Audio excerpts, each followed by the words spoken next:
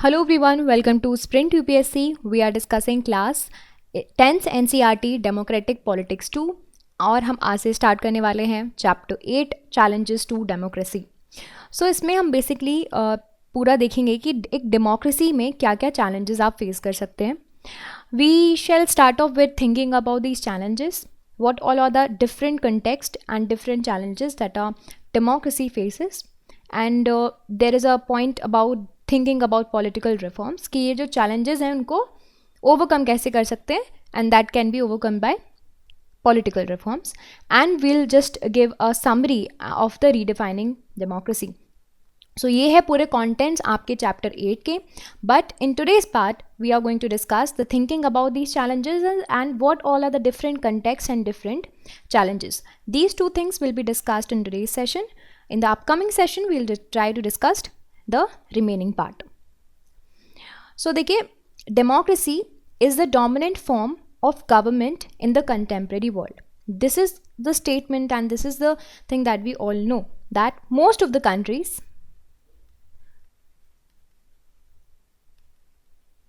prefer democracy, democratic form and democratically elected government, and they have adopted as well, है ना।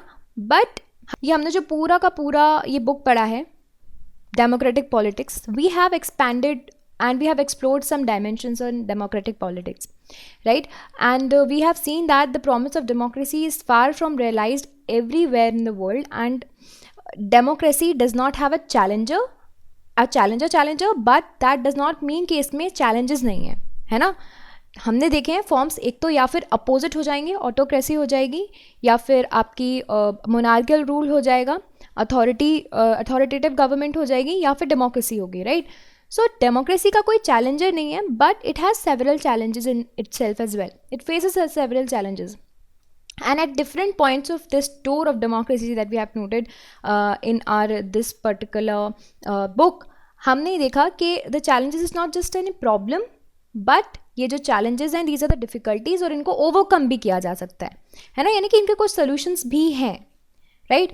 So different countries faces different kind of challenges. हमारा देश दूसरे तरह के challenges face करता है डेमोक्रेसी में, दूसरे देश दूसरे तरह का करते हैं, क्योंकि सबके conditions अलग हैं, सबके systems अलग हैं, है ना। ऑल्सो डिपेंड करता है, डेमोक्रेसी तो होती ही होती है, लेकिन फॉर्म ऑफ गवर्नमेंट क्या है आपके यहाँ। जैसे कि सपोज करिए कहीं पे पार्लियामेंट्री सिस्टम अडॉप्ट करते हैं कुछ लोग, प्रेसिडेंशियल सिस्टम अडॉप्ट करते हैं, और हमने देखा था कि कोई ऐसे मोनार्कियल कॉन्स्टिट्यूशंस भी हैं, मोनार्कियल कंट्री भी हैं जो भी डेमोक्रेटिकली इलेक्शन कंडक्ट करवाते हैं। So all of these factors affects a lot, and these countries they face foundational challenges of making the transitions to democracy and then instituting democratic government. देखिए पहला challenge क्या कि डेमोक्रेसी बनाना, यानी कि transition to democracy.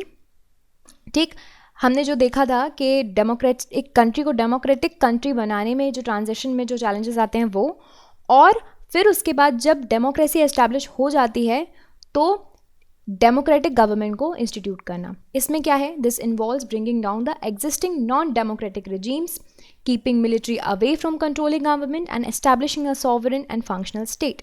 यही होता है transition.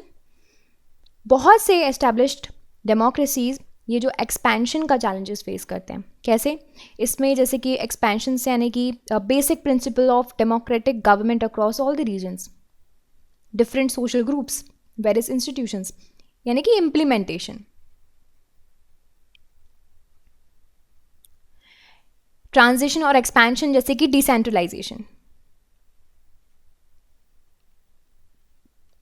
अब कहीं कहीं ये चैलेंजेस आते हैं कि लोकल गवर्नमेंट को ग्रेटर पावर देने के लिए जो एक्सपेंशन होता है उसमें एक्सटेंशन करने में, और जो फेडरल प्रिंसिपल के एक्सटेंशंस में चैलेंजेस फेस करने पड़ते हैं। कहीं पर आपको डेमोक्रेसी में आपने देखा है ना कि वुमेंस को, माइनॉरिटी ग्रुप्स को भी अश्योरेंस देना पड़ता है। So this falls under the challenge. This also means that less and less decision should remain outside the realm of democratic control. बहुत से countries including India and other democracies like US faces this challenge. तीसरा challenge, deepening of democracy is faced by every democracy in one form और another. इसमें क्या होता है institutions को strengthen करना,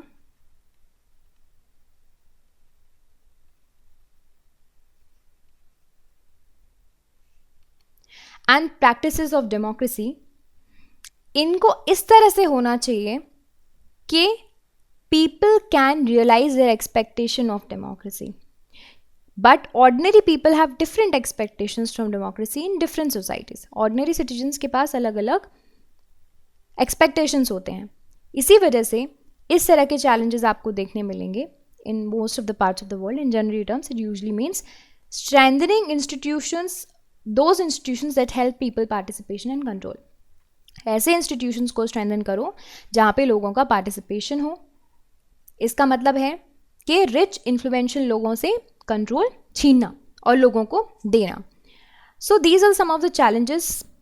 देखिए यहाँ पे आपको कुछ कार्टून्स के थ्रू एक्सप्लेन किया गया है कि कैसे करके ये जो different context and different challenges countries face कर सकती हैं.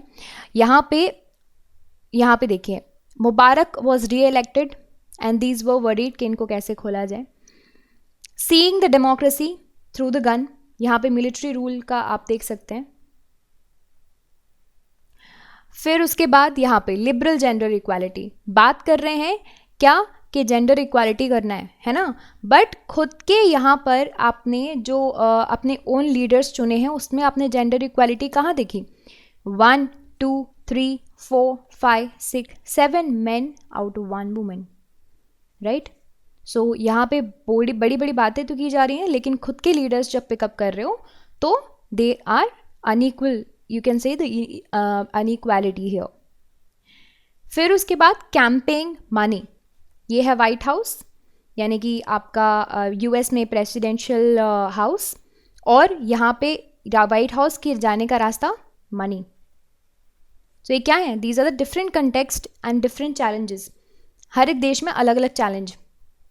यहाँ पे देखिए, हम देखेंगे कुछ जो अब तक हमने पूरे इस बुक में जो भी एग्जाम्पल्स समझे उसके थ्रू हम समझेंगे कि क्या क्या किस किस डेमोक्रेसी में किस तरह के चैलेंजेस आए. मैक्सिको में सेकेंड फ्री इलेक्शन जब हुआ था after the defeat of PRI in 2000, defeated candidates alleges rigging. Defeated candidates बोल रहे हैं कि वहाँ पे वोट किए गए हैं. चाइना में कम्युनिस्ट पार्टी ने इकोनॉमिक रिफॉर्म्स अडॉप्ट कर लिए, बट बोलते हैं कि मोनोपोली रहेगी पॉलिटिकल पावर की. फिर पाकिस्तान में जनरल मुशर्रफ, उन्होंने रेफरेंडम हेल्ड किया and allegations of frauds in the voter list. फिर इराक में there was a wide spread sectorial violence, जैसे ही नई गवर्नमेंट आई and fails to establish the authority. फिर उसके बाद साउथ अफ्रीका में Mandela, he retired from active politics. Pressure on his successors to withdraw some concessions given to white minority. जैसे ही Mandela गए फिर दिक्कतें शुरू हो गई. फिर यूएस में ग्वांतानामो बे में UN secretary general called this as a violation of international law, और फिर US refuse to respond to this thing. हमने देखा था ना यहाँ पे जो लेके चले गए थे प्रिजनर्स को. सऊदी अरेबिया, वुमेंस को पब्लिक एक्टिविटीज़ में पार्टिसिपेट करने का परमिशन नहीं है, कोई फ्रीडम नहीं है रिलीजियस माइनॉरिटीज़ के पास. फिर Yugoslavia, ethnic tensions between Serbs and Albanians on the rise of the province of Kosovo, Yugoslavia. फिर उसके बाद डिसइंटीग्रेट हो गया. बेल्जियम की बात करते हैं. 1 route of constitutional change taken place, but the Dutch speaker were not satisfied, उनको और ऑटोनॉमी चाहिए थी. श्रीलंका में जब सिविल वॉर ख़त्म हो गया था 2009 में, रिकन्सिलेशंस स्टार्ट हो गई, प्रोसेस ऑफ रिकन्सिलेशन स्टार्ट हो गया बिटवीन डिफरेंट कम्युनिटीज़. फिर US civil rights movement, black have won equal rights मिल गए, but still poor, less educated and marginalise people आपको कौन मिलेंगे? ब्लैक्स ही मिलेंगे. नेपाल में मोनार्की एबोलिश कर दी गई and constituent assembly adopted a new constitution, और आज की डेट में आप देख सकते हैं कि फिर से कॉन्स्टिट्यूशनल क्राइसिस आ रहे हैं वहाँ पे. So these were some of the context of different countries and what all other challenges they faces. So that we have discussed in this session. In the upcoming session, we'll try to understand the thinking about political reform and redefining democracy. So these two things will be discussed in the upcoming session. So stay tuned for that. And this is it for this session. If you like this video, you can subscribe to the YouTube channel for more videos and updates. And also you can download the Sprint UPSC app to practice book chapter and topic wise. Remember, candidates, just reading books and watching videos are not going to help you out unless you practice thoroughly. So identify your mistakes and work to improve your performance, and Sprint UPSC is a perfect app to do all of this. अगर आपको ये video पसंद आया हो तो हमारे YouTube channel को subscribe कीजिए और वीडियोज़ एंड अपडेट्स के लिए साथ ही साथ डाउनलोड कीजिए Sprint UPSC ऐप। यहाँ पर आप अपनी book chapter and topic wise practice कर सकते हैं। देखिए, सिर्फ बुक पढ़ने से और वीडियोज़ देखने से मदद नहीं मिलेगी जब तक आप अच्छे से प्रैक्टिस नहीं करोगे। तो अपनी मिस्टेक्स को जानिए एंड परफॉर्मेंस को इम्प्रूव कीजिए, और Sprint UPSC इसके लिए परफेक्ट ऐप है। I will see you in the next video. Thank you so much.